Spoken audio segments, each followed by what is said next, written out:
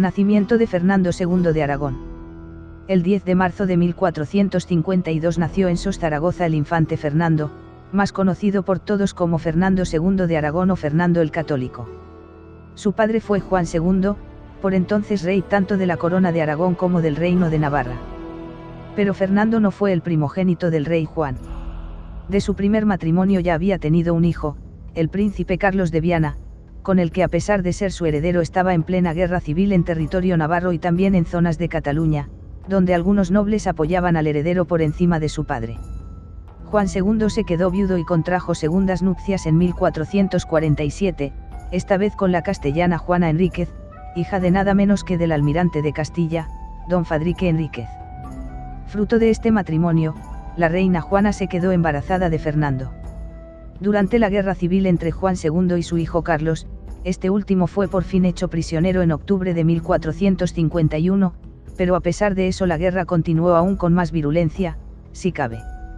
Es muy probable que las hostilidades en el reino de Navarra propiciaran que la reina Juana, ya en avanzado estado de gestación, decidiera ir a dar a luz al reino de Aragón, un territorio mucho más tranquilo en esos momentos.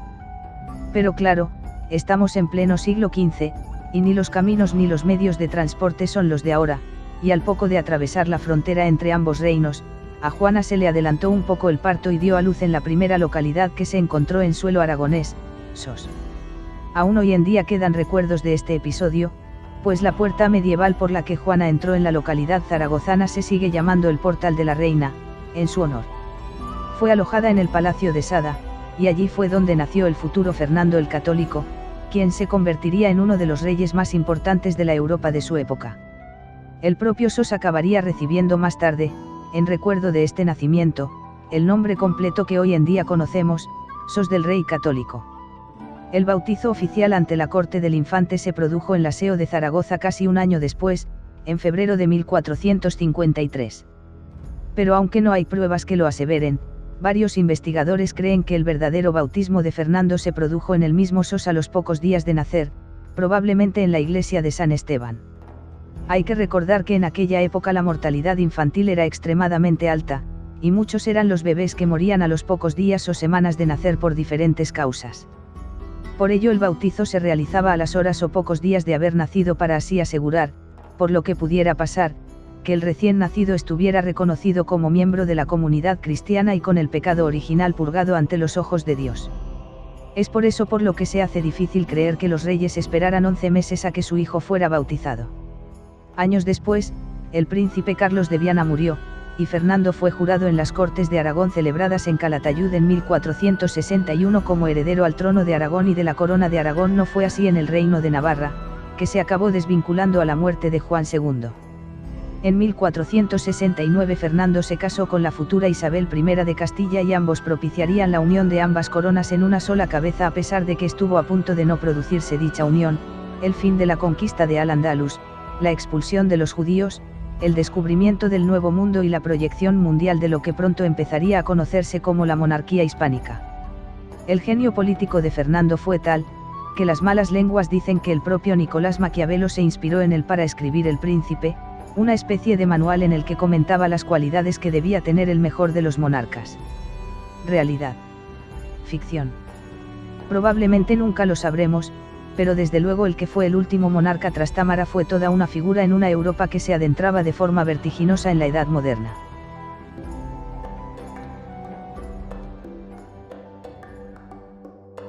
Fernando II y Aragón. Fernando el Católico desde un primer momento se centró más en los asuntos castellanos que en los aragoneses. Además, la relación del rey con la clase dirigente aragonesa fue de oposición por su fuerte sentido autoritario. De sus 37 años de reinado permaneció menos de 3 en tierras aragonesas. Así que para representarle en sus largas ausencias nombró lugarteniente a su hijo natural, el arzobispo de Zaragoza don Alonso de Aragón. Al convertir la corona castellana en su lugar habitual de residencia y en centro de su imperio trastámara, tuvo que crear un organismo para los asuntos provenientes de los reinos de la corona aragonesa, el Consejo de Aragón. Este consejo iría restando poco a poco el poder a las demás instituciones políticas aragonesas. Aquí se supo rodear de buenos colaboradores pertenecientes al patriciado urbano o a la baja nobleza como Alfonso de la Caballería, Antonio Agustino Juan de Coloma, en oposición de los grandes nobles aragoneses. La población. El fogaje de 1495. En las Cortes de Tarazona del 1495 se realizó el primer censo completo de todos los municipios de Aragón, con una finalidad fiscal. Se denomina fogaje porque contabilizaba los fuegos u hogares de cada población, y para conocer la cifra aproximada de habitantes hay que multiplicar por 4 o 5 ocupantes que había de media en cada hogar. Anteriormente hubo otros censos como el de las Cortes de Maella de 1404, pero eran parciales y no contabilizaron a toda la población. El número de fuegos en 1495 censados para todo Aragón es de 51.540, o sea unos 230.000 habitantes desigualmente repartidos, ya que solo una ciudad, Zaragoza, alcanzaba casi los 4.000 fuegos, 18.000 habitantes, y la siguiente ciudad en número de población era Calatayud con poco más de 1.000 fuegos, 4.500 habitantes.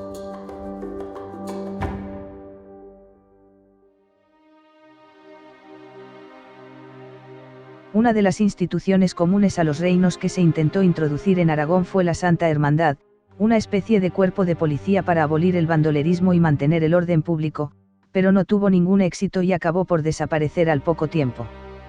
Pero la muerte en 1504 de la reina Isabel cambió el panorama en los reinos peninsulares. En Castilla, la corona pasó a Juana y Felipe el Hermoso. Entonces Fernando regresó a sus territorios patrimoniales de Aragón casando con Germana de Fos, para buscar un heredero al trono que implicaría la ruptura de la unión dinástica de las coronas de Castilla y Aragón. Pero esta nueva situación duró poco tiempo, ya que Felipe murió enseguida y Fernando se tuvo que ocupar de la regencia castellana. En cuanto al heredero para Aragón, en 1509 nació Juan de Aragón, que no sobrevivió más que unas horas. Fernando II murió en 1516 en tierras castellanas y dejó en testamento sus reinos a su hija Juana, que fue apartada rápidamente del trono en favor de su hijo Carlos I, lo cual supuso el advenimiento de una nueva dinastía, la Casa de Austria.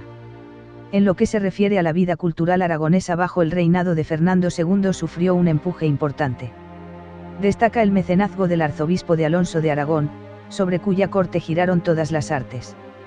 Fue en este momento, gracias a la aportación económica de los reyes católicos, cuando se realizó la portada plateresca del monasterio de Santa Engracia, bajo el proyecto de Gil Morlanes, un auténtico retablo en la portada en el que aparecen representados los mecenas.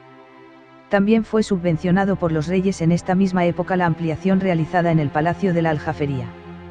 Todas estas obras artísticas sirvieron como un instrumento de la propaganda política de la monarquía, especialmente el Salón del Trono, lugar ideal para las representaciones de la corte. Una revolución en la cultura. Los primeros impresores en Aragón. La imprenta es un invento de mediados del siglo XV que revolucionó la cultura europea, ya que permitía acercar los libros a un mayor número de gente, porque ya no tenían que ser copiados a mano uno a uno dentro de los monasterios. La primera impresión de un libro en Aragón la hizo el alemán Matteo Flandro con la obra Manipulus Curatorum en 1475, es la primera en España que se conoce con seguridad la fecha. Este Matteo Flandro fue el primero de muchos impresores alemanes y del norte de Europa que se instalaron en Aragón. Hasta el año 1500, la capital aragonesa se convirtió en un importante centro productor de incunables realizados por la primera generación de impresores venidos del norte de Europa. Realizan cerca de 150 incunables, destacando los nombres, además del ya citado Matteo Flandro, artistas como Enrique Botel, Pablo y Juan Urús o Jorge Cocci. Destacan por la calidad en sus grabados los de Pablo Urús.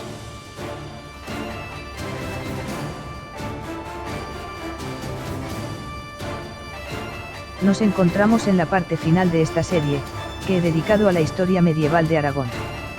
Pero aún quedan varios capítulos para su conclusión y quiero haceros una aclaración que tiene que ser tenida en cuenta en toda la serie y más si cabe, en estos últimos episodios dedicados a los reyes católicos, Fernando de Aragón e Isabel de Castilla.